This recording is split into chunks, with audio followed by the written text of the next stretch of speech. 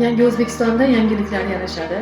Xususan ta'lim sohasida muhtaram Prezidentimizning olib borayotgan islohotlari, samarali ta'lim tizimini tashkil etish va bu borada faoliyat yuritayotgan rahbar kadrlar va ustozlarimizning oylik maoshlari va ular uchun yetarlicha shart-sharoitlar yildan yilga yaxshilanib bormoqda.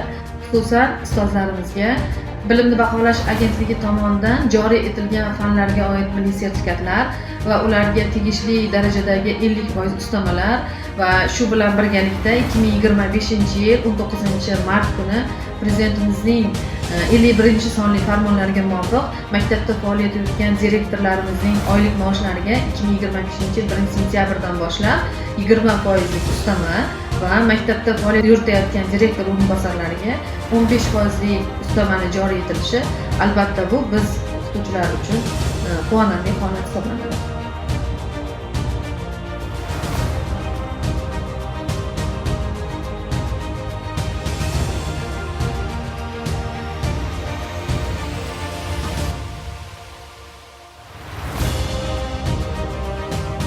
Bugun ta'limga berilgan e'tibor bizni yanada shijoat bilan ishlashga undaydi.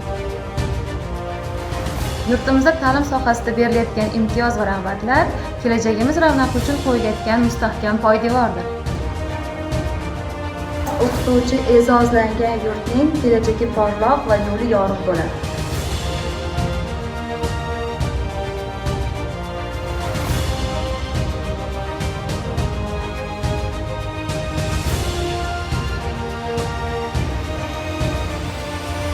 Yurtboshimiz tomonidan biz rahbarlarga berilayotgan bu rag'bat biz uchun sharafdir.